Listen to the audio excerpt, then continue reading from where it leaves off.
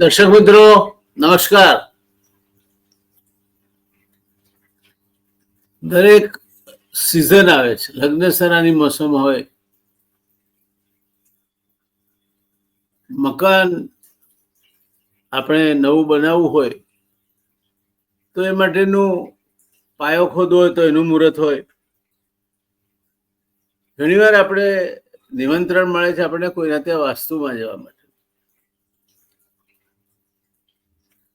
ત્યારે પ્રશ્ન સ્વાભાવિક થાય છે કે આ વાસ્તુ છે શું? શું એ આયોજનની કોઈ પ્રક્રિયા છે? હમણાં મંદિરોની ડિઝાઇન જે કરે છે સોમપુરા ઓમાંથી એક સિનિયર ભાઈ સાથે મારો સંપર્ક થયો. એમણે મંદિરો વિશે જે કેટલીક રસપ્રદ વાતો મને કહી, એના પરથી ખ્યાલ આવે આપણને કે મંદિરના આયોજનમાં પણ એક ઊંડું આયોજન રહેલું છે. એના નિશ્ચિત ધારાધોરણો છે અને એ ધારાધોરણો મુજબ મંદિરનું આયોજન થાય. એ જ્ઞાન મંદિર નિર્માણનું, મંદિર આર્કિટેક્ટનું, એ આપણા ત્યાં જે વર્ગ પાસે છે ને સોમપુરા કહે છે ગુજરાતીમાં. અયોધ્યાનું રામ મંદિર પણ આવા એક સોમપુરાએ જ ડિઝાઇન કર્યું છે અને સોમનાથનું મંદિર પણ સોમપુરાઓના કૌશલ્યનું પરિણામ છે. ત્યારે પ્રશ્ન એ થાય છે આપણને કે વાસ્તુશાસ્ત્ર એવું કોઈ શાસ્ત્ર છે ખરું? ઘણા એને ગંભીરતાથી લે છે, ઘણા એને એક તૂત માને છે. વાસ્તવિકતા શું છે તે જાણવાનો આજે આપણે પ્રયત્ન કરીશું. હું એવા પણ એક ભાઈને ઓળખું છું કે જેની ગ્રાહકી અમુક શેઠિયાઓમાં જ છે અને એ એમને કંઈકનું કંઈક વાસ્તુનું ભૂત ધૂણાવી અને કાં તો રસોડું તોડાવે, કાં તો બાથરૂમ તોડાવે, વળી પાછી દિશા બદલાવે, વળી પાછું એમ એનું ગાડું ગબડે જાય છે. પેલાનું તો જે થવાનું હોય તે થાય, એને કેટલો ફાયદો થતો હશે ખબર નથી, પણ પેલા ભાઈનો જીવન નિર્વાહ આ બાથરૂમો તોડાવવા, રસોડા તોડાવવા અથવા એકાદો રૂમ તોડીને ફરી બાંધો, ખોટા ખૂણામાં તમે વસાયા છો, વસાહટ કર્યો છે, એવું આખું લોજિક ઉપર આધારિત છે. વેદોમાં એવું કહેવાય છે કે અથર્વવેદ એમાં સ્થાપત્ય અંગે ની વાત કરવામાં આવી છે અને એના સંદર્ભે વાસ્તુશાસ્ત્ર એક વેદોક્ત શાસ્ત્ર છે એવું જાણકારો કહે છે. આજે આપણે એ શાસ્ત્રની અંદર ડોકિયું કરવાનો પ્રયત્ન કરીશું. અમદાવાદ શહેરમાં હું એવા લોકોને ઓળખું છું જેમનું ગુજરાત જ વાસ્તુશાસ્ત્ર પર થાય છે. પ્લોટ જોવા જાય એમાં વાસ્તુ જોવે, જમીન લેવી કે નહીં લેવી, વાઘમુખી છે કે શું છે, પછી મકાન બનતું હોય એના આયોજનમાં આર્કિટેક્ટ સાથે રહીને એ વાસ્તુનો પ્રયોગ કરે. એક બીજું જ આની સાથે સંલગ્ન શાસ્ત્ર છે જેને ફેંગ શુઈ કહે છે. તો આજે આપણે આપણા જ્યોતિષાચાર્ય ભાઈ શ્રી સમીરભાઈ ઉપાધ્યાય પાસેથી આ અંગે વધારે માહિતી મેળવીશું. સમીરભાઈ, આ વાસ્તુ મૂળભૂત રીતે છે શું? ટૂંકમાં એની પ્રાથમિક ભૂમિકા સમજાવશો? આપણે જ્યોતિષની વાત કરીએ છીએ ત્યારે જ્યોતિષની અંદર આપણે પૃથ્વી સિવાયના 9 ગ્રહોની ચર્ચા કરતા હોઈએ છીએ અને એની અંદર હમણાં જે નવા યવન ગ્રહો જેને આપણે શું છે કે હર્ષદ, યુરેનસ ને પ્લુટો કહીએ છીએ, એની ચર્ચા કરતા હોઈએ છીએ. પણ પૃથ્વી જે છે એ પૃથ્વી ઉપર જ્યારે આપણે કામ કરતા હોઈએ ત્યારે પૃથ્વીને આવરી લઈને જે શું છે કે આપણે અભ્યાસ અને જે પરિણામ જોઈતા હોય લેવાની કોશિશ કરીએ, એ બધી વસ્તુનું માર્ગદર્શન આપણને જે શાસ્ત્ર આપે છે એને વાસ્તુશાસ્ત્ર. હવે એની વાત એમ છે કે એવું ગણવામાં આવ્યું છે, જે આપણે પુરાણની વાત કરીએ તો એની અંદર જે વિશ્વકર્માજી છે, જે વિશ્વકર્માજીના એક આસિસ્ટન્ટ તરીકે એક બ્રહ્મ રાક્ષસ, અથવા તો જેને શું છે કે આપણે ગંધર્વ કહીએ છીએ, અથવા તો દેવોને સહાય કરતા વ્યક્તિ કહીએ છીએ, દેવોને સહાય કરતી એક એન્ટિટી, એને આની ઉપર સૌથી વધારે સિદ્ધ વસ્તુ મળી અને એનું નામ છે વાસ્તુ પુરુષ. એટલે આ જે શાસ્ત્ર છે એને પણ વાસ્તુ પુરુષના નામથી, એટલે વાસ્તુશાસ્ત્રના નામથી આપણે જણાવીએ છીએ. ખરેખર આ સ્થાપત્ય વેદ છે. સ્થાપત્ય વેદ જે છે અથર્વવેદનો ઉપવેદ છે. જેમ જ્યોતિષ અને આયુર્વેદ એ પણ અથર્વવેદના ઉપવેદ છે, એમ સ્થાપત્ય વેદ પણ અથર્વવેદનો ઉપવેદ માની શકાય. હવે એની અંદર આપણે ચર્ચા કરવાની કોશિશ કરીએ તો શાસ્ત્રની દ્રષ્ટિએ તો બહુ શું છે કે અઘરા શબ્દોને અઘરી વાત આવે, પણ આપણે સિમ્પલ વાત કરીએ તો દાખલા કે કોઈ સંગીતમાં કોઈ વ્યક્તિનું આપણે સંગીત સાંભળતા હોઈએ, આપણને સંગીત વિશે જ્ઞાન નથી, પણ છતાં બી કોઈ બેસુરું ગાતું હશે તો એ આપણને ખબર પડી જશે. એમ ઘણી બધી જગ્યાએ આપણે બેસ્યા ઉઠા હોઈએ અને આપણને ઘણી જગ્યા બહુ જ પ્લીઝન્ટ લાગે, ઘણી બધી જગ્યા આહ્લાદક લાગે, ઘણી બધી જગ્યા આપણને એવું લાગે કે આપણે અહીંથી જલ્દી નીકળી જઈએ. તો આ બંને વચ્ચેનો જે મેઇન કારણ છે એ છે વાસ્તુ. વાસ્તુનો એક પાવર છે, વાસ્તુની ઉર્જા કહી શકાય. હવે એની અંદર જે અગત્યની વાત એ છે કે એ જાણી કેવી રીતે શકાય, તો શું થાય તો એવી વસ્તુ થાય. તો 4 વસ્તુ છે ખાસ અગત્યની: હવા, ઉજાસ, શાંતિ અને ઉલ્લાસ.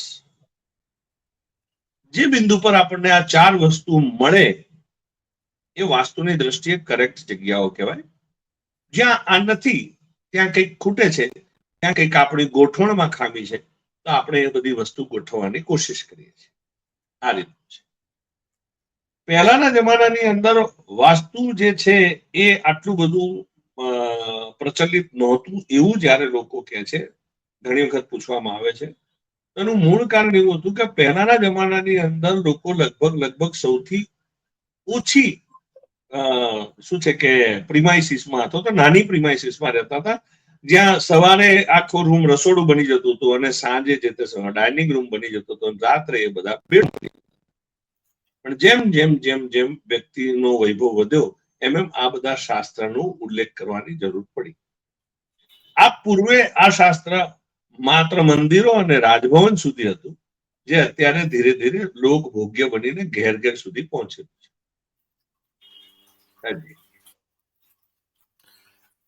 સમીરભાઈ, રુદ્રમહાલ અંગે કથા એવી છે કે જ્યારે એનું ખાતમુહૂર્ત કરવામાં આવ્યું ત્યારે વિદ્વાનોને બોલાવવામાં આવ્યા હતા અને એમાં એક મારવાડથી જ્યોતિષી આવ્યા હતા, ઉદ્દડ કરી. એમણે જગ્યા બતાવી, મુહૂર્ત કાઢી આપ્યું અને એ મુહૂર્ત દરમિયાન એ મુહૂર્ત મુજબ ત્યાં ખૂટો ઠોકવામાં આવ્યો અને એમણે ત્યારે વિધાન કર્યું કે આ સ્થાપત્ય અમર થઈ જશે, કારણ કે ખૂટો બરાબર શેષનાગના માથે વાગ્યો છે. હવે ત્યાં કેટલાક બીજા ઈર્ષાળુ વ્યક્તિઓ પણ હશે, એમને લાગ્યું કે આ તો આમાં ખોટું માન લઈ જાય છે, ખોટી વાયુવાહી લૂંટી જાય છે, એટલે એમણે કહ્યું ખાતરી શું? મૂળરાજને કહ્યું કે તમે ખાતરી તારી કઈ માગો. એની શું ખાતરી છે? શેષનાગના માથે જ વાગ્યો છે. એટલે સિદ્ધરાજે કહ્યું હા ભાઈ, આની ખાતરી શું?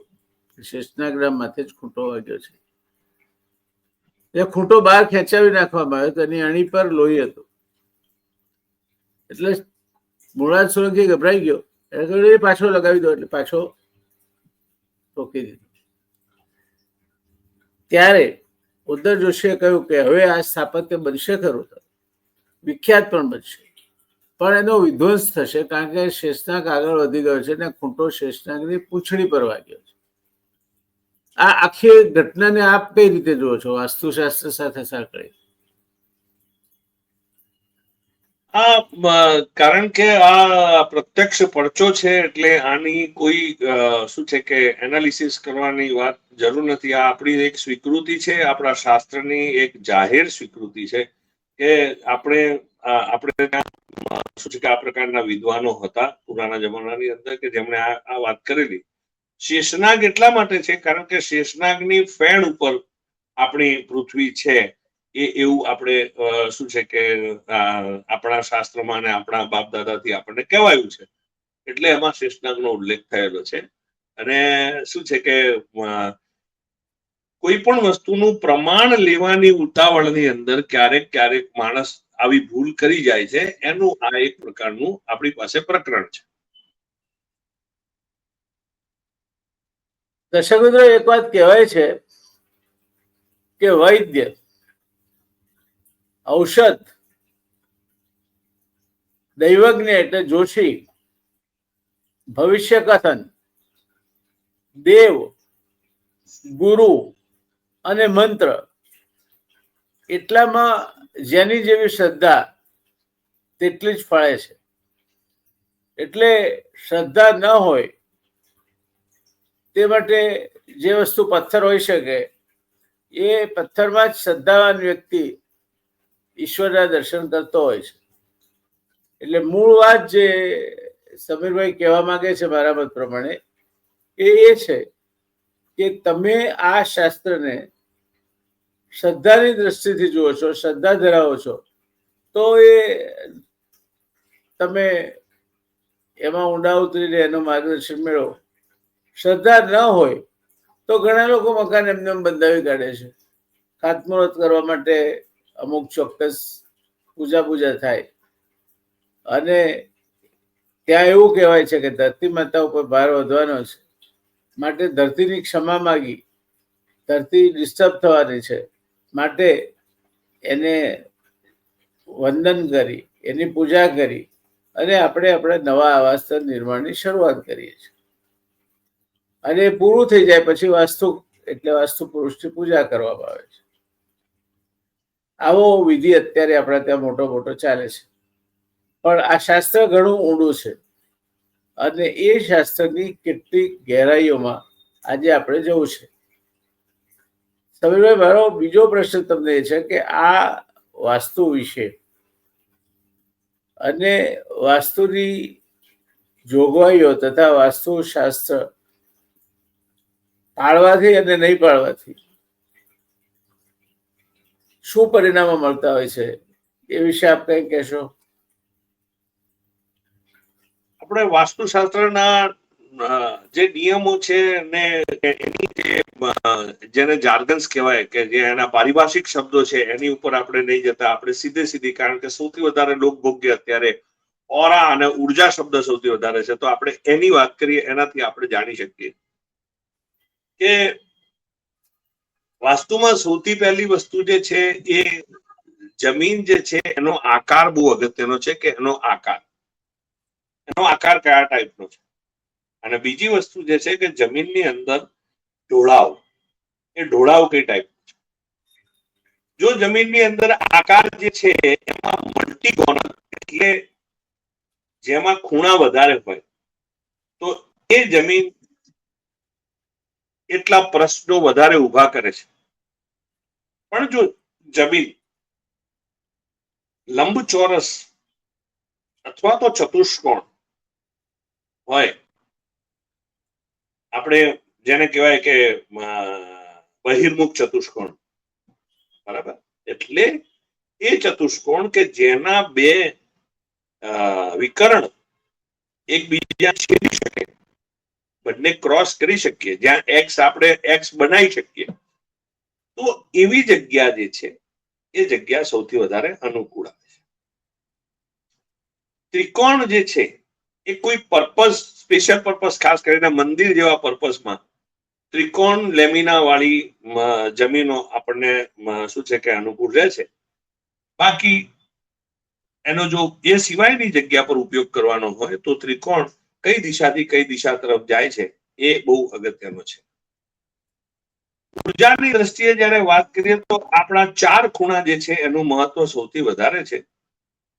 આપણે વાસ્તુમાં દિશા અને ખૂણા બંનેની વાત બહુ અગત્યની છે. એમાં ખૂણા સૌથી વધારે અગત્યના છે. અને ખૂણાની અંદર જે આપણે કહીએ ઈશાન, અગ્નિ, નૈઋત્ય અને વાયવ્ય, એમાં ઈશાન અને નૈઋત્ય આ બંને ખૂણા જે છે એ ઉર્જા ઉર્જિત કરવાના છે. મતલબ ત્યાંથી આપણે ઉર્જાને લાવીએ છીએ, એ આપણે ધારણ કરીએ છીએ, એક ઇનપુટ છે. અને સાઉથ ઇસ્ટ અને નોર્થ વેસ્ટ એટલે અગ્નિ અને વાયવ્ય આ બે દિશા જે છે એની અંદર આપણું આઉટપુટ છે. હવે એના હિસાબે જ્યારે ઈશાન ખૂણાની અંદર બાથરૂમ કે એવી કોઈ પણ વસ્તુ હોય છે, બાથરૂમ અને શું છે કે બીજું, તો આ બંને વસ્તુને મોટા ભાગના વાસ્તુશાસ્ત્રીઓ એવું કહે છે કે ભાઈ આને તોડવું જોઈએ. સામાન્ય મત એટલા માટે છે કારણ કે આ જગ્યા પર આ વસ્તુ ના હોવી જોઈએ. ઈશાન જે છે, ઈશાન આકાશ તત્વ સાથે સંકળાયેલું છે. એટલે ઈશાનમાં આકાશમાંથી આપણે બ્લેઝિંગ લઈએ છીએ.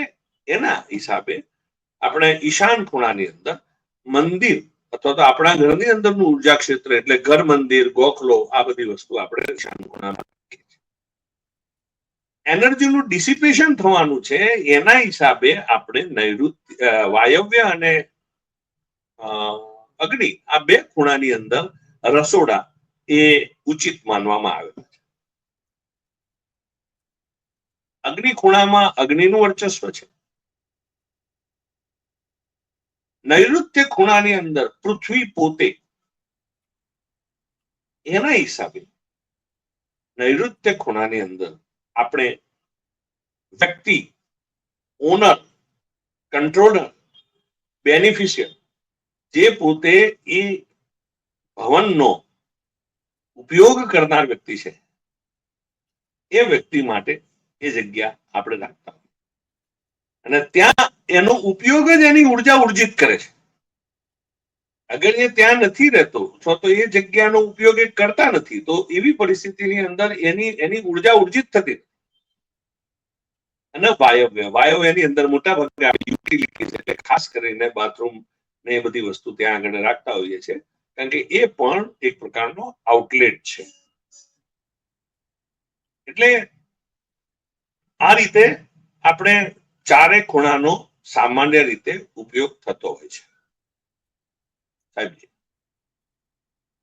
દર્શક મિત્રો, પંડિતજીએ જે વાત કહી એમાં એક નાનકડો પ્રસંગ જોડવાનું મન થાય છે. એમણે ચોરસની વાત કહી.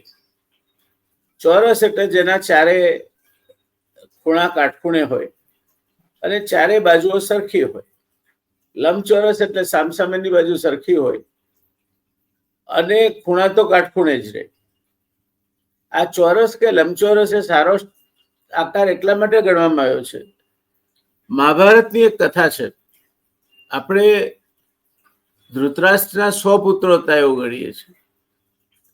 વાસ્તવમાં ધૃતરાષ્ટ્રને ગાંધારીથી થયેલા 100 પુત્રો હતા, પણ એક અનૌરસ પુત્ર પણ હતો. એટલે 101 પુત્ર હતા. એ દાસી પુત્ર, એનું નામ હતું વિકર્ણ. ચોરસના કે લંબચોરસના બે સામસામા છેડાને જોડીએ અને જે રેખા બને તે વિકર્ણ કહેવાય છે. વિકર્ણ ચોરસને કે લંબચોરસને બે સરખા ભાગમાં વહેંચે છે. એટલે વિકર્ણ એક એવી રેખા છે જે સંતુલન બક્ષે છે. જરા પણ વધારે નહીં, જરા પણ ઓછું નહીં, ન્યાયના રસ્તે ચાલે અને માપસર એટલે સંતુલન રાખીને જીવે એવી કણ અને એટલે ચોરસ અથવા લંબચોરસ એ શેપ હોય પ્લોટનો તો એને શ્રેષ્ઠ માનવામાં આવે છે, કારણ કે એ એક પ્રકારના સમતોલનનો નિર્દેશ કરે છે અને એમાં રહેનાર વ્યક્તિને કોઈ આસમાની સુલતાની જોવી ના પડે સામાન્ય રીતે, એ પ્રકારની માન્યતા પ્રવર્તે છે. સર્વે ઘણી વખતે કોઈ પ્લોટ બાબતમાં ત્રિકોણિયું કે છે, કોઈ વાઘમુખી કે છે, આ શું છે? મેં પહેલા જ ઉલ્લેખ કર્યો કે જે ચતુષ્કોણ ત્રિકોણની વાત આવે છે તો ત્રિકોણનો તો ત્રિકોણ કહી શકાય છે કે ભાઈ આ ત્રિકોણ પ્લોટ છે, અને ત્રિકોણ પ્લોટ એ આપણે બધા જ પ્લોટો કઈ શું છે કે ખરાબ હોય છે એવું નથી હોતું. મોટા ભાગે ત્રિકોણના પ્લોટો લોકો એવોઇડ કરે છે, પણ ખરેખર એવું નથી. ત્રિકોણના પ્લોટોની ઉપયોગિતા પણ બહુ સારી છે, પણ એમાં ખાસ કરીને જોવું પડે કે એનો જે બેઝ છે, મતલબ જે આપણે એને કહીએ પાયો એ ત્રિકોણનો પાયો કઈ તરફ છે. જો ત્રિકોણનો પાયો સાઉથ વેસ્ટ તરફ હોય તો સાઉથમાં હોય અથવા તો વેસ્ટમાં હોય તો એ ત્રિકોણ ખૂબ જ ઉપયોગી હોય.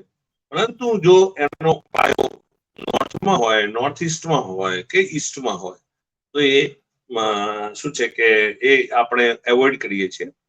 ઉપરાંત આની સાથે ઢોળાવનું બહુ મહત્વ છે. સ્લોપ, જેને સ્લેન્ટિંગ કહેવાય, સ્લોપનું મહત્વ પણ બહુ સરસ છે, અને એ એવું છે કે એના હિસાબે આપણે કહી શકીએ કે આ લેવાય કે ના લેવાય. ખાસ કરીને દક્ષિણ અને પશ્ચિમ આ બંને વિસ્તારો જે છે આપણા ટાઈટ એટલે ઊંચા હોવા જોઈએ, અને દક્ષિણથી ઉત્તર તરફનો ઢોળાવ, પશ્ચિમથી પૂર્વ તરફનો ઢોળાવ, નૈઋત્યથી ઈશાન તરફનો ઢોળાવ, આ ઢોળાવ ઉપર શું છે કે સૌથી વધારે આપણને સફળતા મળે છે. આ બધા પ્લોટો સફળ પ્લોટો કહેવાય છે. એની ઇનવર્સમાં જે છે એને આપણે પસંદમાં એટલે આપણે એની પસંદગી અવોઇડ કરીએ છીએ. ઇનવર્સ એટલે વિરુદ્ધમાં. વિરુદ્ધ.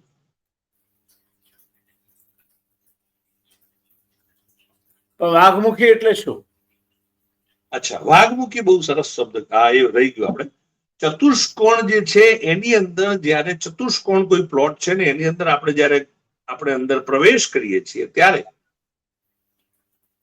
જો બહારની બાજુ જે છે એ વધારે પહોળી હોય અને અંદર તરફ જતા જેમ જેમ સંકડાશ આવે તો એને વાઘમુખી કહેવાય છે, કારણ કે વાઘનું મોઢું એવું છે કે જે આગળથી પહોળું છે, પાછળથી સાંકડું છે. અને આ વાઘમુખી પ્લોટ જે છે એ પ્લોટની અંદર કોમર્શિયલ એક્ટિવિટી એટલે જ્યાં ધંધો કરવો હોય તો એ બધી વસ્તુમાં વાઘમુખી પ્લોટ બહુ સારો આપણને સપોર્ટ કરે છે, પસંદગીને પાત્ર. આનાથી ઉલટું, જ્યારે તમે કોઈ પણ પ્રિમાઇસીસમાં પ્રવેશ કરતા હો, પ્લોટ પર પ્રવેશ કરતા હો, અને તમારી પહેલી બોર્ડર જે છે એ નાની હોય અને અંદર જાઓ એ પછી વિસ્તાર વધતો જાય બંને બાજુ, અને છેલ્લે એ મોટી બાજુ આવે તો એને ગૌમુખી કહેવાય. આજે ગૌમુખી જે છે એ રહેવા માટે બહુ સારી જગ્યા છે. આની સાથે સાથે ઘણી વખત જે પ્લોટ હોય છે એ પ્લોટની અંદર ખૂણા, તમે જો આપણે શું છે કે હોકાયંત્રથી જુઓ તો જે દિશા હોય છે એ ખૂણા પર હોય છે, અને જે બાજુઓ છે એ શું છે કે ખૂણા હોય છે. એટલે જ્યારે દિશાઓ ખૂણામાં જતી રહે તો એવા પ્લોટને દિગ્મૂળ પ્લોટ કહેવામાં આવે છે. દિગ્મૂળ પ્લોટનો ઉપયોગ એ બહુ સાચવીને કરવાનો હોય છે, પણ દિગ્મૂળ પ્લોટ પણ આપણે ઉપયોગ કરી શકીએ છીએ. સાહેબજી, એનું શું કારણ? દિગ્મૂળ એટલે દિશાથી મૂળ થઈ ગયું છે. જે દિશા જે છે પૂર્વ, પશ્ચિમ, ઉત્તર, દક્ષિણ જે દિશા છે એ દિશાના બદલે એ એક જ એનો એપેક્સ પોઈન્ટ જે છે એટલી જ દિશા છે. બાકી તો બધા એને શું છે કે ખૂણા તરફના એની બાજુઓ બધી ખૂણામાં જતી રહે છે. એટલે દિશા ખૂણામાં છે અને ખૂણા બાજુઓ પર છે. એવા જે પ્લોટ હોય એને દિગ્મૂળ પ્લોટ કહેવાય. એની એ પ્લોટમાં અગર જો સારી રીતે એ પછી એ પ્લોટની અંદર જે પણ કઈ આપણે પ્રોડક્શન હાઉસ બનાવીએ કે ટ્રેડિંગ હાઉસ બનાવીએ તો એની ગોઠવણી, અંદરની ગોઠવણી એ બહુ અગત્યનો ભાગ ભજવે છે. પણ એ બહુ જ સરસ રિઝલ્ટ આપે છે અને લોકોને જેને કહેવાય ને કે બહુ જ સારી રીતે વૃદ્ધિ આપે છે. તમે આપણે અગાઉ ચર્ચા થઈ ત્યારે ફેંગશુઈ નો ઉલ્લેખ પણ કરેલો. આ ફેંગશુઈ શું છે? આપણે બધા જાણીએ છીએ કે સૌથી પહેલી, સૌથી જૂની, સૌથી પારંપરિક સંસ્કૃતિ એ આપણી પોતાની સંસ્કૃતિ, જેને આપણે સનાતન સંસ્કૃતિ કે વૈદિક સંસ્કૃતિ કહીએ છીએ. અને વૈદિક સંસ્કૃતિના અમુક તત્વો જે બહાર જઈ અને ફરી પાછા આપણી પાસે આવે છે ત્યારે આપણે એને એક નહીં ને બીજી રીતે ફરી પાછા આપણે એને સ્વીકારીએ છીએ, એડોપ્ટ કરીએ છીએ, ધારણ કરીએ છીએ. દાખલા કે અહીંયા આગળ બહુ જ વખત પહેલા જયારે ઋષિમુનિઓ જયારે શું છે કે યજ્ઞ કરતા અને એ બધી વસ્તુ જયારે થતી, ગુરુકુલ ચલાવતા, ત્યારે સ્વરક્ષણ માટે ઋષિમુનિઓ જે એક વ્યાયામ કરાવતા, જે વ્યાયામની અંદર એ યુદ્ધ જ હતું, પણ યુદ્ધની અંદર એમાં કોઈ સાધન વગરનું યુદ્ધ હતું, એટલે નિશસ્ત્ર યુદ્ધ કહેવાય, એટલે એને નિયુદ્ધ કહેવાતું હતું. હવે આ જ નિયુદ્ધ પછી આપણે ત્યાંથી જયારે બહાર ગયું બૌદ્ધિસ્ટ સમયમાં, અને એ પછી માર્શલ આર્ટ તરીકે શાઓલિન ને નિન્જા ને એ લોકોએ જે ડેવલપ કર્યું, અને આજની તારીખમાં એને કરાટે, કુંફુ, જુડો એ બધી માસ્ટર આર્ટ કહેવામાં આવે છે. વાસ્તુમાં પણ એવું જ છે કે વાસ્તુના જે પંચ તત્વો આપણા છે એમાંના બે તત્વો વાયુ અને હવા અને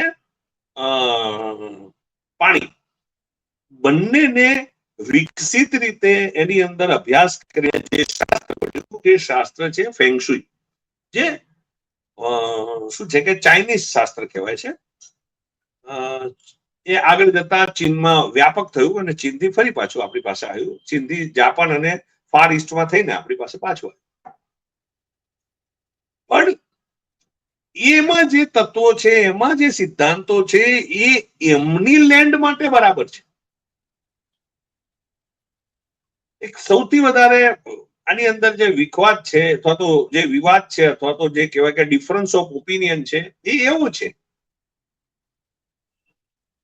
કે વાસ્તુશાસ્ત્રમાં આપણી પરંપરાગત વાત એવી છે કે ભાઈ મતલબ કોઈ પણ વ્યક્તિનો કંટ્રોલ એ સાઉથ વેસ્ટમાં હોવો જોઈએ, નૈઋત્યમાં હોવો જોઈએ. એટલે બેડરૂમ નૈઋત્ય. શા માટે નૈઋત્યમાં હોય? કારણ કે પૃથ્વી, આપણે કીધું ને પૃથ્વી તત્વ, આગળ સામે આકાશ તત્વ છે, આ બાજુની સાઈડે પૃથ્વી તત્વ છે, એ નૈઋત્યમાં હોવો જોઈએ. અને એનું એક કારણ એ છે કે આપણી પૃથ્વીને જે સૌથી વધારે પોષણ મળે છે, ક્યાંથી મળે છે? તો એ અરબી સમુદ્રના પવનોથી મળે છે. આપણે ત્યાં જે વરસાદ છે એ વરસાદ અરબી સમુદ્રમાંથી આવે છે. તો જે અરબી સમુદ્રમાંથી વરસાદ આવવાના કારણે આપણું પોષણ, આપણી પાસે જે ભરેલો પવન, આપણી પુષ્ટિ, એ બધું નૈઋત્યમાં છે. એટલે આપણે ત્યાં નૈઋત્યની અંદર આપણે જે ઓનર હોય એનો કંટ્રોલ આપવા માંગીએ. હવે ચીનમાં એવી વસ્તુ છે કે ચીનની અંદર નૈઋત્યની અંદર તો આખો હિમાલય આવી જાય છે, એટલે આપણા અરબી સમુદ્રના પવનો તો ચીનની અંદર જઈ જ શકતા નથી. પણ ચીનની અંદર જે વરસાદ આવે છે અને ચીનની અંદર જે પણ કઈ પોષક તત્વ જાય છે એ બધું જાય છે એ સાઉથ ઈસ્ટ, દક્ષિણ અને અગ્નિ ચીનમાંથી જાય છે, જેને આપણે શું છે કે એટલે ત્યાં આગળ એ અગ્નિ ખૂણાના મહત્વ વધારે છે. એટલે ત્યાં તમે ફેંગશુઈની અંદર જુઓ તો ભાઈ અગ્નિ ખૂણામાં બેડરૂમ આપવાનું કીધું છે. આ એની સૌથી મોટી બાબત છે. હવે અહીંયા આગળ જયારે અગ્નિ ખૂણામાં તમે બેડરૂમ કરો તો મોટા ભાગની પરિસ્થિતિ બહુ પ્રુવન ફેક્ટ છે કે મોટા ભાગની અગ્નિ ખૂણાની અંદર જે પણ કંઈ બેડરૂમ આવે છે એ લોકોના દાંપત્ય જીવનની અંદર વિખવાદથી ડાયવર્સ સુધીની વસ્તુઓ આવે છે.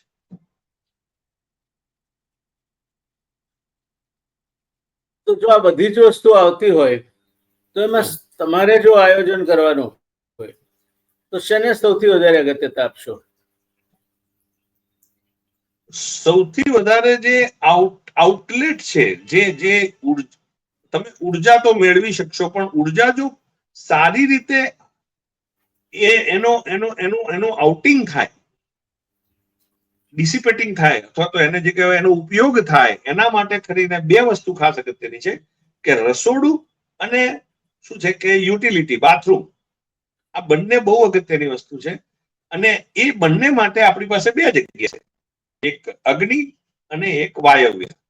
તો બંને દિશામાંથી ગમે તે દિશાની અંદર એટલે બંનેમાંથી ગમે તે ખૂણાની અંદર અગર શું છે કે ડિઝાઇનની અંદર આપણી પાસે વાયવ્ય જો હોય અવેલેબલ, નોર્થ વેસ્ટ અવેલેબલ હોય તો આપણે નોર્થ વેસ્ટમાં રસોડું આપશું, નહીં તો આપણે સાઉથ વેસ્ટ અહીંયા સાઉથ ઈસ્ટમાં આપશું. એ બંને બહુ અગત્યની વસ્તુ છે. રસોડું નોર્થ વેસ્ટમાં રાખવાનું કારણ શું? નોર્થ વેસ્ટ, કારણ કે એમની પાસે સાઉથ ઈસ્ટમાં જગ્યા ના હોય તો નોર્થ વેસ્ટ એ સેકન્ડ ઓપ્શન છે. આ બંનેનું લોજિક સમજાવવાનું. ડિસિપેશન, જે આપણે ઉર્જિત કરેલી આપણી બે જગ્યાએથી આપણે કોઈ પણ ભવનમાં, કોઈ પણ ઘરની અંદર આપણે જે ઉર્જા ઉર્જિત કરીએ છીએ એ એક આપણા બેડરૂમમાં ઉર્જિત થાય છે અને આપણી બેડરૂમ, ઓફિસ, જે કહેવાય કે કાર્યાલય, એનામાંથી ઉર્જિત થાય છે. અને બીજી એ આકાશ તત્વ એટલે ઈશાન તત્વ એટલે કે આપણા ભગવાનના રૂમમાંથી ઉર્જિત થાય છે. ભગવાનના રૂમમાંથી ઉર્જિત થયેલી જે ઉર્જા છે એ આપણા ઘરની અંદર હવા, ઉર્જા, શાંતિ અને ઉલ્લાસ, આ ચાર વસ્તુ પ્રસરાવે છે. સમ ઉર્જા થાય છે. પણ એ ઉર્જાને જેમ આપણે કોઈ પણ લાઇટની પ્લગ પિન છે તો એની અંદર એક બાજુથી પ્રવાહ આવે છે અને બીજી બાજુથી પ્રવાહ વધારાનો જાય છે, એવી રીતના વધારાનો પ્રવાહ જેને રિલીઝ કરવા માટે આપણી પાસે બે જગ્યા છે, એક સાઉથ ઈસ્ટ અને એક નોર્થ વેસ્ટ. ઓકે, આ સિવાય બીજું શું ખ્યાલ રાખવું જોઈએ? સૌથી વધારે અગત્યનું જે છે એ છે કે રસોડું અગર આપણી દ્રષ્ટિએ કોઈ બી જગ્યાએ હોય તો પણ એક સૌથી મોટી ચીવટે રાખવાની કે જે ફ્લેમ છે રસોડાની, જે આપણે કોઈ પણ ચૂલો ચાલુ કરીએ છીએ તો જે ચૂલાની ફ્લેમ છે એ વખતે જયારે આપણે ચૂલાની ફ્લેમની સામે ઉભા રહીએ તો આપણે ઉત્તર દિશા તરફ ના મોઢું હોવું જોઈએ. એટલે ઉત્તરમુખી અગર જો એનો ચૂલો હોય તો એ વ્યક્તિઓને ધનનાશ બહુ થાય છે. આ સૌથી વધારે અગત્યની વાત છે. બીજી વસ્તુ એ છે કે કીધું એ પ્રમાણે કે આકાશ તત્વ ઈશાન ખૂણામાં હોવાના કારણે ઈશાન ખૂણાની અંદર આપણે યુટિલિટી એટલે મતલબ બાથરૂમ, સંડાસ કે રસોડું આપીએ તો એ ફરી પાછું આપણને નુકસાનદેહ હોય છે. અત્યારે જે આયોજનો થાય છે બાંધકામોના, એમાં મહદઅંશે ફ્લેટ કે એ પ્રકારના જે ઇકોનોમિક હાઉસિંગ સ્કીમ્સ થાય છે એમાં બધું જોવાતું નથી. તો એમાં કેમ આ પ્રકારની કોઈ અવળી અસરો કેમ નથી થતી? આમાં એવું છે કે જે ફ્લેટો છે એ લગભગ 4ના ઝુમખામાં હોય છે. એટલે 4ના ઝુમખાની અંદર બે ફ્લેટો તો સહી જ હોય છે, બાકીના બે ફ્લેટો જે તે રીતે શું છે કે એની થોડીક અવસ્થામાં ગડબડ હોય છે. આના સિવાયની એક વાત કરું તો બહુ જ અગત્યની વાત છે કે જેમ આપણે મોબાઈલ વાપરીએ છીએ તો મોબાઈલમાં બે વસ્તુ છે, એક છે આપણો હેન્ડસેટ અને બીજું છે આપણું સિમ. એવી રીતે જે પ્રિમાઇસીસ છે એ પ્રિમાઇસીસ ની અંદર પણ બે વાત આવે છે, એક છે પ્રિમાઇસીસ અને બીજી છે એ પ્રિમાઇસીસ ને યુઝ કરતી વ્યક્તિના જન્માક્ષર. એટલે એની અંદરથી તમે એની દિશા નક્કી કરી શકી અને એ વ્યક્તિને કઈ દિશામાં કેવી રીતે કઈ વસ્તુ કમ્ફર્ટેબલ થાય એ વસ્તુ તમે એને આપી શકો છો. એટલે માત્ર વાસ્તુથી તમે શું છે કે એને સોલ્યુશન નથી આપી શકતા. વાસ્તુની સાથે તમારે જ્યોતિષને ઇન્વોલ્વ કરવું પડે છે, ઇન્ટિગ્રેટ કરવું પડે છે. એ ન થાય તો શું પરિણામ આવે? ન થાય તો એ કેસ બાય કેસ અલગ અલગ વસ્તુ છે. આપણે ક્યાંક કોઈ એમાં જો ઈશ્વરની કૃપાથી અને વડીલોના આશીર્વાદથી શું છે કે ગમે તેટલું શું છે કે ડિસ્ટર્બન્સ હોય તો પણ વ્યક્તિ શું છે કે આગળ વધી શકે છે. એટલે એ એવી કોઈ શું છે કે કમ્પલ્ઝન ઉપર કે આપણે એવી રીતે વાસ્તુનું મહત્વ વધારી અને કોઈ વ્યક્તિનો આત્મવિશ્વાસ ડગાવવાની કે એવી કોઈ આપણી તૈયારી નથી. એટલે થાય તો સારું, નહીં થાય તો ભગવાન પર આધાર રાખો. હા, એ બહુ અગત્યની વસ્તુ છે કે સામેવાળી વ્યક્તિ જે છે એને એક વખત માટે જ્યાં સુધી જેમ આપણે કારમાં બેસીને જતા હોઈએ છીએ, જ્યાં સુધી આપણને આપણી નરી આંખથી દેખાય છે ત્યાં સુધી આપણે હેડલાઇટ ચાલુ કરતા નથી.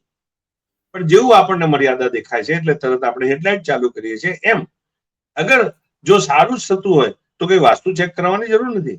પણ કદાચ કોઈક સંજોગોની અંદર વ્યક્તિને મુશ્કેલી પડતી હોય, ક્યાંક કોઈ શું છે કે એને ડિસ્ટર્બન્સ આવતા હોય, એના પ્રયત્નો અફળ થતા હોય એવું લાગે, ત્યારે જ રીતે સંજોગોમાં એક વખત માટે વાસ્તુનો કોન્સેપ્ટ પણ ચેક કરી લેવો એ જરૂરી છે. હું એક કારણ કે આ વસ્તુ દરેક વસ્તુમાં કામ આવે છે. એક ડોક્ટર સાહેબ હતા, એમના એક શું છે કે એમના મમ્મી હતા અને ડોક્ટર સાહેબ એમની બહુ સેવા કરી. હવે એમના દીકરા થકી મારે એમના ઘરે જવાનું થયું ને મેં બાને જોયા. મેં ડોક્ટર સાહેબને વિનંતી કરી, સાહેબ આટલા કેટલા વખતથી? મને કે 7 વર્ષથી સેવા કરીએ છીએ. ઓકે, એક નાનકડું સજેશન આપ્યું. બાની જે બેડની અવસ્થા હતી એમાં સહેજ ફેરફાર કરાવ્યો, ગોઠવણમાં, કોમ્પોઝિશનમાં. તો એ બાનો બેડ એમને ફેરવ્યો અને 3 દિવસ પછી બાએ દેહ છોડી દીધો. તો એ ડોક્ટર સાહેબે બાના બેસણાની અંદર મને સ્પેશિયલ બાજુ પર રાખીને કીધું કે ભાઈ, મારી માનો ખરો દીકરો આ છે કે જેને મારી માને મુક્તિ અપાઈ. એટલે વાસ્તુ જે છે એ દરેકે દરેક ક્રિયા અને દરેકે દરેક વસ્તુ સાથે સંકળાયેલું છે. એ જાણો તો એ વધારે સારી વસ્તુ છે. બાકી એ એનું કામ કરે જ છે. અચ્છા, મકાન પૂરું થાય જી પછી રહેવા જતા પહેલા લોકો વાસ્તુ પૂજન કરે છે. આ વાસ્તુ પૂજન શું છે અને કેમ કરવું જોઈએ? વાસ્તુ પૂજનમાં આપણી પરંપરાની દ્રષ્ટિએ, આપણા સંસ્કારોની દ્રષ્ટિએ 2 વાત છે. એક તો જયારે આપણે મકાન બનાવીએ છીએ ત્યારે આપણો વૈભવ વધે છે.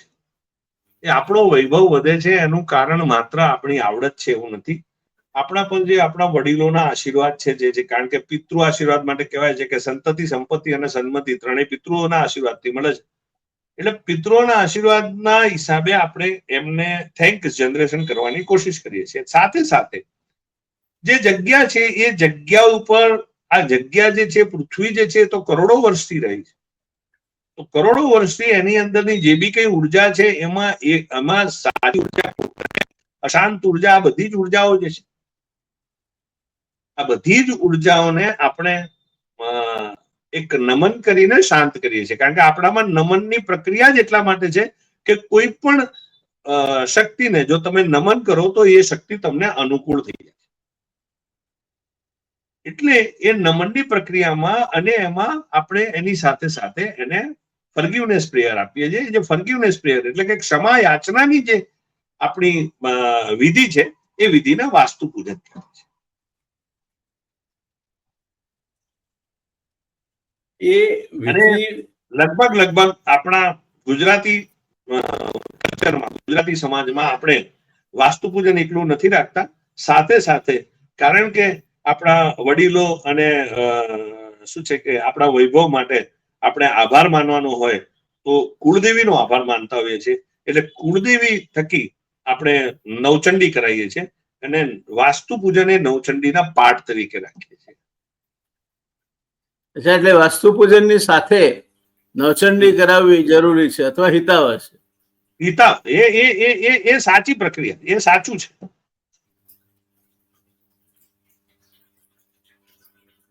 ઘણી બધી વ્યક્તિઓ નવચંડી સિવાયની પૂજાઓ કરાવે છે, પોતાની શ્રદ્ધા ઉપર આધાર છે. પણ નવચંડી, કારણ કે આપણા આમાં પણ લખ્યું છે કે કલિયુગે ચંડી વિનાયકો, એટલે કલિયુગની અંદર માતાજીનું મહત્વ એટલું જબરજસ્ત છે, કુળદેવીનું મહત્વ એટલું જબરજસ્ત છે કે આપણે કુળદેવીને આભાર આપીએ તો આપણો વૈભવ પણ વધે, અને સાથે સાથે વૈભવ જે વધે છે એની રક્ષા પણ થાય.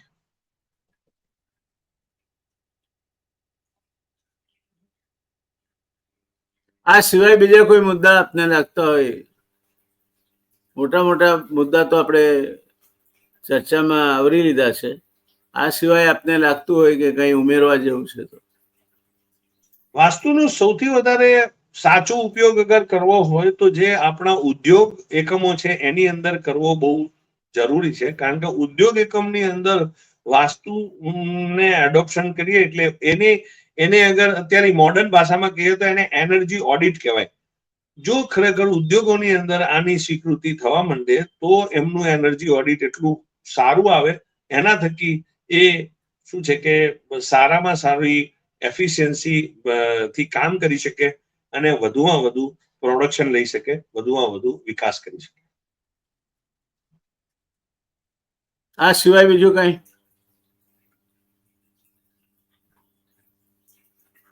સામાન્ય અમુક નિયમો છે જે વાસ્તુ પ્રમાણે જો આપણે ઘરની અંદર ગોઠવીએ તો એ વધારે શું છે કે અમુક ટિપ્સની દ્રષ્ટિએ અગત્યના કહેવાય છે. કે કેટલાક લોકો કેટલાક વાસ્તુશિલ્પ ઘરમાં મૂકવાનું કે છે, ફેંગશુઈના આધાર પર કે અન્ય રીતે. દાખલા તરીકે પેલી મ્યુઝિકલ ચીમ્સ અથવા તો પેલો એ મ્યુઝિકલ ચીમ્સ છે એ આપણે નથી રાખતા. હું એનો દ્રઢપૂર્વક વિરોધ એટલા માટે કરું છું કારણ કે આપણે પિતૃઓને માનીએ છીએ. આપ અગર પૂજામાં બેઠા હો તો આપને ખબર હશે કે જ્યારે સૌથી પહેલા કોઈ પણ પૂજા આપણે ચાલુ કરીએ તો આપણે પિતૃઓને આહવાન આપીએ છીએ, પિતૃઓના આશીર્વાદ લઈએ છીએ અને પછી પિતૃઓના ગમન માટે આપણે રણકાર કરીએ છીએ. થાળીનો રણકાર કે એ શું છે કે ચમચી અને આત્મનીથી આપણે રણકાર કરતા હોઈએ છીએ અને રણકારથી પિતૃઓને રવાના કરીએ છીએ. એટલે ચમ્સ જે જગ્યા પર આવે છે એ જગ્યા પર પિતૃઓની સતત ગેરહાજરી હોય છે, એટલે એ લોકોના ઘરની અંદર મનદુખ થવાની શક્યતા, એકબીજા સાથેના મનદુખ થવા, પછી અગર બોલ્ડલી કહું તો એવું કહેવાય કે ભાઈ ઘરના બદલે ગેસ્ટ હાઉસ થઈ જાય, બધા પણ બધા વચ્ચેનું સામંજસ્ય છે એ ત્યાં તૂટી જતું હોય છે. આ સિવાય બીજી બધી આકૃતિઓ અથવા તો ડ્રોઈંગ આકૃતિઓ છે, પણ સૌથી મોટી વસ્તુ છે તમે હેપી મેન લાવો છો. એ હેપી મેન કરતા તમે ગણપતિની મૂર્તિ લાવો. આપણા હેપી સૌથી વધારે હેપી એ જ છે, સતતમ મોદકમ પ્રિયમ. તો ગણપતિજીની ઘરમાં અગર ગણપતિજીનું સ્થાપન કરેલું હોય તો એ, કારણ કે 10 દિશાના સ્વામી ગણપતિ છે, તો ગણપતિ જ્યારે આપણા ઘરની અંદર હોય છે ત્યારે જે નાના મોટા વાસ્તુ દોષ હોય છે ત્યાં આગળ ઓછા, એના પરિણામ જે છે આપણે ભોગવવા નથી. મોરપીંછ ઘરમાં રાખવા જરૂરી છે, અને મોરપીંછ જે છે એમાં મોરપીંછની જગ્યાઓ છે. એક તો તમારી બારશાખ જે છે, ઘરનો જે પહેલી ડોર ફ્રેમ આવે એ ડોર ફ્રેમની અંદરની સાઈડે મોરપીંછને આપણે સેલોટેપથી અંદરની સાઈડે આપણે કરી દઈએ, ટાઈપ કરી દઈએ તો એ બહુ સારી વસ્તુ છે. ઉપરાંત આપણું જે ગોખ છે, જ્યાં ભગવાન મૂકીએ છીએ આપણે, ભગવાનનું મંદિર હોય એ જગ્યા પણ મોરપીંછનું હોવું બહુ જરૂરી છે. એ સિવાય જે જગ્યા પર આપણે એક કારોબારી માટે કામ કરતા હોય, આપણો કારોબાર ચલાવતા હોઈએ, એ જે જગ્યા છે, ઓફિસ જેવું હોય અથવા તો ટેબલ હોય, તો એની આસપાસ પણ મોરપીંછ આપણને સૌથી વધારે ફાયદો કરે છે. આ બધી જ વસ્તુની અંદર એક બીજી વસ્તુ એવી છે કે જે આપણને સપોર્ટ પણ કરે છે અને આપણને ડિસ્ટર્બ પણ કરે છે, એ છે મિરર. અગર મિરર ઘરમાં એવી રીતે મૂકેલો હોય કે જેના હિસાબે એ મિરરની આરપાર એકબીજા બે વ્યક્તિ હોય અને વચ્ચે જો મિરરની લાઈન પડતી હોય તો એ બે વ્યક્તિ ગમે તે એકબીજાને સમજી શકતા નથી. ઘણી વખત ઘણી બધી જગ્યાએ ઇન્ટિરિયરો બેડરૂમની અંદર જે મોટા મોટા એમના જે શું છે કે કપબોર્ડ બનાવે છે, એ કપબોર્ડની બહારની સાઈડે જે ડ્રેસિંગ માટે જે મિરર આપે છે, એ મિરર ઓપન આપે છે. મિરર દિવસ દરમિયાન ઓપન હોય ત્યાં સુધી વાંધો નહીં, પણ જ્યારે રાત્રે સૂતી વખતે મિરરને ઢાંકી દેવું જોઈએ. જો મિરરને ઢંકાય નહીં તો જે પણ કઈ બેડરૂમની અંદર સભ્યો હોય એ બધા વચ્ચે સામંજસ્ય ડિસ્ટર્બ થતું હોય છે, આવતું નથી. એવી રીતના ગમે એટલી મોટી પ્રિમાઇસીસ હોય પણ એમાં વચ્ચે અગર મિરર મૂકી દઈએ છીએ તો એ પ્રિમાઇસીસના નોશનલી એક કરતા વધારે ભાગ થઈ જાય છે અને એ વખતે એ પૂરેપૂરી કોઈ પણ વ્યક્તિના પાવરની, કમાન્ડની, હુકમની પૂરેપૂરી અસર થતી નથી. સાહેબજી, એટલે ટૂંકમાં વાસ્તુશાસ્ત્ર એ એક એવું શાસ્ત્ર છે કે જેમાં જો તમને શ્રદ્ધા હોય તો આવનાર કેટલીક મુશ્કેલીઓ, ખાસ કરીને માનસિક તણાવ, જે આજના જમાનાનો મોટામાં મોટો દુશ્મન છે, તે દૂર કરવામાં એ ફાળો આપી શકે. કેટલું આપે કેટલો નહીં આપે એ તમારી શ્રદ્ધા પર આધારિત છે. જેને શ્રદ્ધા હોય એને એ દિશામાં વિચારવું, ના શ્રદ્ધા હોય એને વિચારવાની જરૂર નહીં. પણ હયાત મકાન જો હોય ને હયાત મકાનમાં આ દોષો હોય તો શું કરવાનું? હયાત મકાનમાં દોષો હોય તો સૌથી પહેલી વસ્તુ એ છે કે દોષો કાઢવા માટે ગૂગલ અને લોબાન આ બંનેને સમપ્રમાણમાં લઈ અને એનો ધૂપ કરવો જોઈએ.